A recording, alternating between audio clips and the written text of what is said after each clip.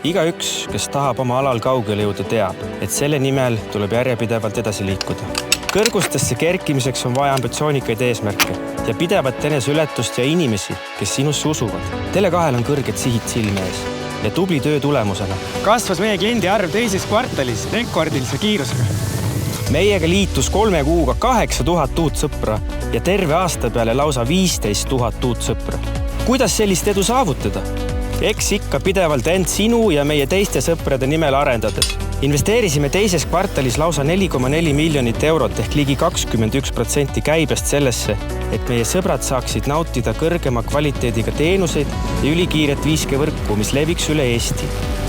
Suurema ampsu turust võtsime just seetõttu, et tulime Eestis esimese telekomina välja 5G kõnekaardiga.